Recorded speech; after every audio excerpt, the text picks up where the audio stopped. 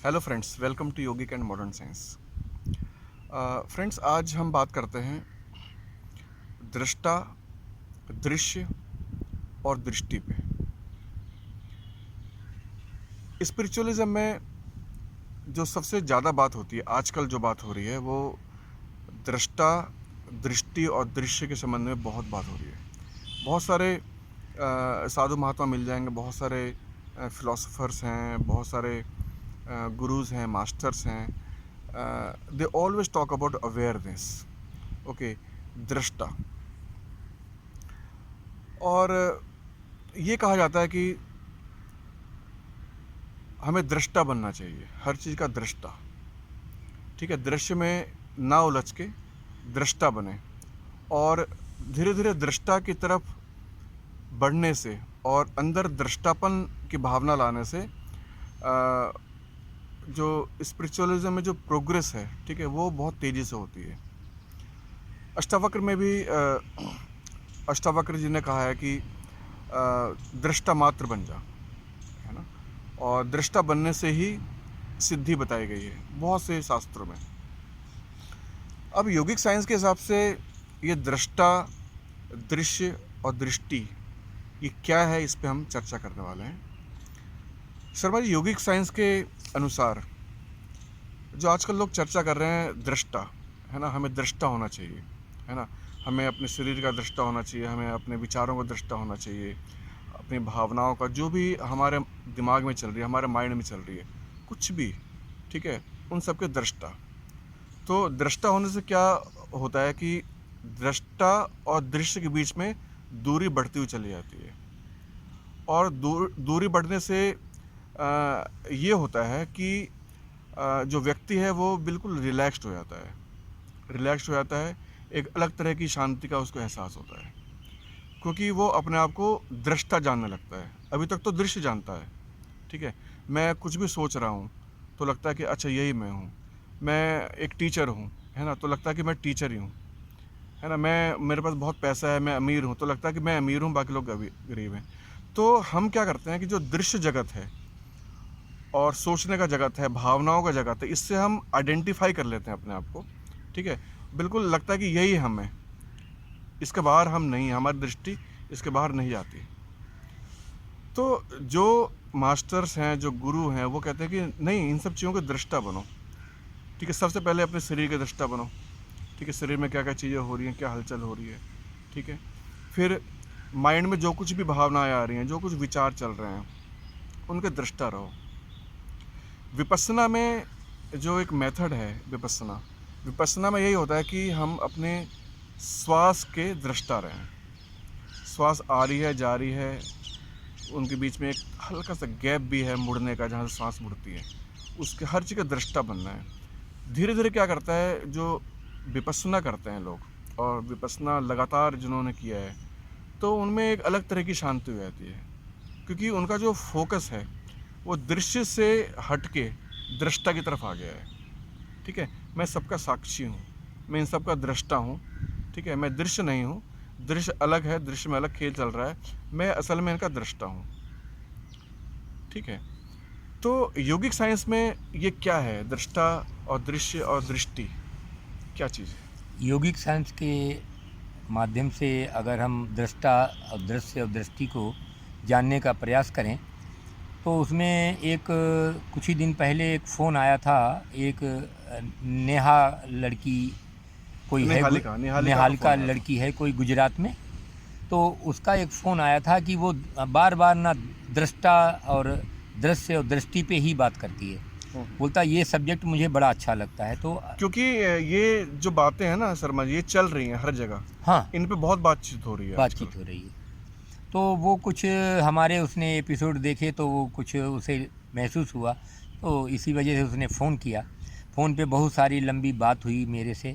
तो अभी इसमें अब हम योगिक साइंस के माध्यम से कुछ प्रकाश डालेंगे दृष्टा और दृश्य और दृष्टि पे।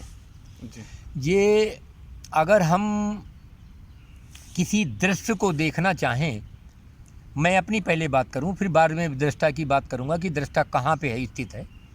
कि अगर मैं खुद अगर किसी दृश्य में जाकर के खुद ही दृश्य हो जाऊं और फिर मैं अपने को देखना चाहूं तो शायद वो पूरा दृश्य नहीं दिखाई देगा। ये पहला पॉइंट ये है। हाँ, मीन्स वो दृष्टा कंप्लीट नहीं होगा, नहीं, प्योर नहीं होगा। नहीं नहीं नहीं वो क्योंकि हम दृश्य में जाके रह खुद- के हाँ, दृश्य से अलग हो रहे हैं, दृश्य में रह के दृश्य को देख रहे हैं, दृश्य को देख रहे हैं। दृश्य को देख रहे हैं, तो वो ठीक नहीं। मगर हम अगर किसी दृश्य को देखने के लिए हम कुछ दूरी हासिल कर लें और उससे अलग हो जाएं, उस दृश्य से अलग हो जाएं और फिर उसे देखें, तो हम अपनी दृष्टि के माध्यम से उसको देख सकते हैं।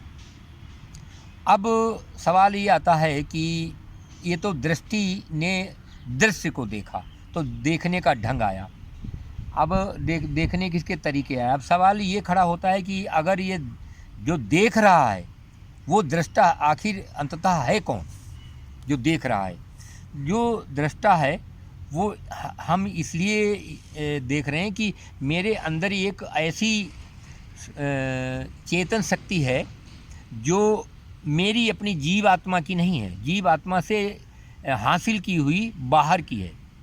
जी, जीव आत्मा ने हासिल की हुई बाहर से है, अर्थात जो पूरे ईश्वर- प्रकृति की जो कंट्रोलिंग पावर है, जो चेतन शक्ति है। जी जी जी, जो कंट्रोलिंग पावर है वो परमात्मा कहो, ईश्वर कहो, वो ईश्वर इस ब्रह्मांड में नहीं है, जी, मगर उसकी शक्ति जो है बताई भी थी 4 शक्तियाँ, तो वो 4 शक्तियों से यहाँ है, तो उसी में एक उसकी दृष्टि शक्ति भी है कि वो देख रहा है।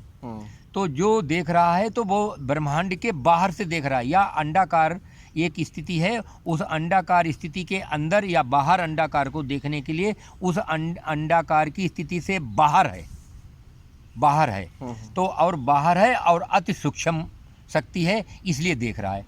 तो जो देखने वाला है वो हमें ऐसा महसूस होता है कि हमारे अंदर देखने वाला है, स्थित है, हमें ये महसूस होता है, मगर दृष्टा इस ब्रह्मांड के बाहर है, हम जीव हैं इस ब्रह्मांड के अंदर हैं। तो जो जीव इस ब्रह्मांड के अंदर हैं वो जीव अपने को ये महसूस कर रहे हैं कि हम खुद ही दृष्टा हैं, हम खुद दृष्टा हैं। अब देखो हम दृष्टा करके कैसा देख रहे हैं, अच्छे को अच्छा ना समझो, बुरे को बुरा ना समझो। मतलब कि शर्मा जी इसमें 2 स्थिति हो गई दृष्टा की। हाँ, एक तो भ्रामक स्थिति हो गई हाँ, जीव की, कि जीव दृश्य में रह के, ठीक है, अपने आप को दृश्य से अलग करता है, वो उसी का हिस्सा है, वो इसी पर का हिस्सा अलग है। करता है, ठीक है, वो हो गई उसकी एक भ्रामक स्थिति, भ्रामक दृष्टा, स्थिति, दृष्टा बन गया वो। दृष्टा बन गया। और एक जो दृष्टा की जो वास्तविक स्थिति है उसमें दृश्य जगत का, प्रकृति जगत का, उसमें कोई भी हस्तक्षेप नहीं है, वो पूरे ब्रह्मांड से बाहर की स्थिति है, बाहर की स्थिति वो है, ईश्वरीय स्थिति है। हाँ, ईश्वरीय स्थिति है। वो अंडे की भी एक अंडे की भी वही अंडे स्थिति की है। भी वही स्थिति, एक यूनिट की नहीं बात कर रहा हूँ, यूनिट की भी वही है, मगर वो यूनिट की ना हम बात करके, हम तो हमेशा अंडे की बात करते हैं, एक पूरे पीस की ब्रह्मांड बात करते हैं। जी, तो एक अंडे की जो स्थिति है वही एक ब्रह्मांड की स्थिति है, और ब्रह्मांड एक ही है, हम इसलिए उसे बोलते हैं कि एक ही ब्रह्मांड की स्थिति है। तो ब्रह्मांड के बाहर से जो स्थिति कंट्रोलर है वो अंदर, बाहर से अंदर देख रही है, और अंदर जीव अनेक हैं, वो केंद्रित हैं, इसलिए वो दृष्टि भी जो देखने वाली उसकी जो दृष्टा की दृष्टि है वो भी केंद्रित हो रही है, जीवों में केंद्रित हो रही है। जीवों में केंद्रित होने की वजह से जीव उसे अपने को दृष्टा मानता है, दृष्टा मानता है क्योंकि जो बाहर केंद्रित है पूरे प्रकृति के लिए, हाँ, वो हर जीव में केंद्रित हो रहा है, हर जीव में केंद्रित, ठीक है। तो हर जीव में वो जो दृष्टा का भाव है, ये इसलिए वो हर जीव में मौजूद है, मौजूद है, वो भाव मौजूद है जी। तो वो जो मौजूद भाव है, तो वो उसको ऐसा लग रहा है कि हम अपने को ये करने से हम दृष्टा हो जाएंगे। अगर करने से और अपने को दृष्टा मानने से एक स्थिति में तो आपको ऐसा लगेगा कि हमें कुछ शांति प्राप्त हो गई है, कि हम दृष्टा हैं, किसी का सर कुचल गया, खून ही खून हो गया, हम तो दृष्टा मात्र हैं भाई साहब, ये तो होना ही था। मगर ये होना था और मानने से और कहने से ये सब कुछ आपने ठीक है, मगर आपके कहीं न कहीं दिमाग में, मन में, कहीं आपके विचार में, एक कोने में, एक जगह ऐसी संशय वाली रह जाती है कि आप अपने को दृष्टा नहीं कह पाते हो, और वो बीज आप कितना भी आप बना लो, वो बीज नहीं जाता। हाँ, वो इन्वॉल्व हम हो ही वो जाते बीज हैं। नहीं जाता है। अंततः एक समय पर आपको वो करना ही पड़ेगा कि आप दृष्टा भाव जो है ना आपका एक समय में धराशायी हो जाएगा। आप कितना जीवन भर अध्ययन करो तो वो जो दृष्टा भाव है, जो असली दृष्टा भाव है, जो वो पूरे बोध से आएगा। हाँ, वो बोध से आएगा। बोध से आएगा। अच्छा, तो वो बोध होएगा। हम्म, बोध होने में सबसे बढ़िया अच्छी एक चीज़ है कि आपके सारे शब्द और सारी ये शक्तियाँ और सारे ताम झाम ये जितने भी प्रपंच हैं ये सब एक ही जगह जाके शांति में आ जाते हैं कि ये क्योंकि आप एक ही जगह जानते हो।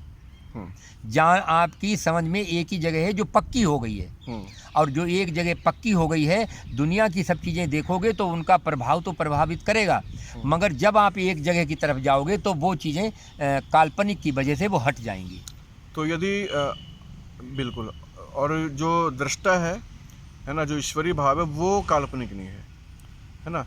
तो यदि बोध से वो तो कल्पना हट जाए, बोध से कल्पना हट जाए, हटती है ही है, कल्पना तो है ही है। ये जगत काल्पनिक है। काल्पनिक है। तो ये तो हट जाता है, कल्पना को कल्पना की तरह देख ले। हाँ। और फिर उस भाव में आ जाएगा, तो उसी भाव में चला जाता है, उसी भाव में चला जाता है। उस भाव में जाने से उसका निवारण हो जाता है।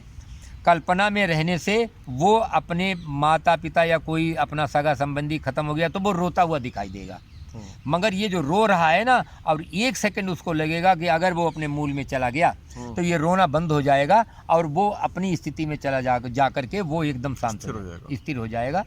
तो उसको ये जो दृष्टा, दृश्य और दृष्टि ये एक व्याख्या के लिए उसके लिए है, मगर जहाँ बोध वाला आदमी आता ना वो इन सब चीज़ों के झमेले में नहीं, उलझने हैं ये सब चीज़ उलझने हैं। इनको आप व्याख्या करके समझ सकते हो, इन पर अध्ययन कर सकते हो, भक्ति भाव में ला सकते हो, जीवन में अपने उतार सकते हो, मगर उतारने के बावजूद कहीं भी आपको चिन्ह मात्र भी वो चीज़ रह जाएगी। ये रहती है कि जो अज्ञान का बीज नाश जब ही होएगा जब आपको बोध होएगा। तो ये जो बीज आपका रह जाता है इससे आपको अध्ययन तो बड़ा अच्छा मिल जाएगा, मगर ये आप परमानेंट वास्तविक निवारण नहीं हो पाएगा। इसमें ये चीज़ है योगिक साइंस के माध्यम से। तो फ्रेंड्स, कहने का मतलब ये है कि जो दृष्टा भाव है हम 99% स्थितियों में, परिस्थितियों में हम चूक जाते हैं, क्योंकि दृष्टा भाव हमें लगता है कि इस दृश्य जगत में ही और काल्पनिक जगत में ही हम दृष्टा भाव ला सकते हैं। ठीक है, तो ये जो दृष्टा भाव है वो भ्रामक है ना। तो जो दृष्टा भाव है वो कल्पना का हिस्सा नहीं है, वो किसी की दी हुई चीज़ है। वो किसी की दी हुई चीज़ है, वो ईश्वरीय सत्ता है। दृष्टा भाव ईश्वरीय सत्ता है। तो जो असली दृष्टा भाव है वहाँ पे कल्पना नहीं है, कोई कल्पना नहीं है। तो जब बोध होगा, हमें बोध का मतलब होता है कि कल्पना को कल्पना की तरह दिख जाए। वो किसको दिखेगा? जो सत्य में है, जो कल्पित में नहीं है, जो कल्प में नहीं है, जो बोध में है। तो बोध में का मतलब ये है कि उसने कल्पना को कल्पना की तरह देख लिया, फिनिश हो गया। कल्पना फिनिश और बोध में है वो। अगर वो कल्पना में आ गया तो कल्पना की तरह रहेगा, फिर कल्पना की तरह रहेगा और कल्पना रोएगा, पिटेगा, चिल्लाएगा। और कल्पना में भी दृष्टा भाव बना सकता है। वो तो दृष्टा भाव है। ठीक है, अधिकतर यही दृष्टा भाव लोग समझते हैं कि यही असली दृष्टा भाव है। ये असली दृष्टा भाव नहीं है। असली वही है, बोध वाला दृष्टा भाव असली है, जहाँ पे कल्पना नहीं है, कुछ भी कल्पित नहीं है, जो है वो रियल है। ये तो जीव को मिली हुई चीज़ है ना, मिली हुई चीज़। किसी की मिली हुई चीज़ कैसे आप तो इस्तेमाल करोगे? आपकी थोड़ा हुआ है वो, बिल्कुल, तो आपकी नहीं। ओके, तो उम्मीद है कि काफ़ी कुछ क्लियर हुआ होगा कि असली दृष्टा भाव क्या है और नकली क्या है। तो इसी के साथ इसको ख़त्म करते हैं और नेक्स्ट एपिसोड में कुछ और टॉपिक के साथ आएंगे। धन्यवाद।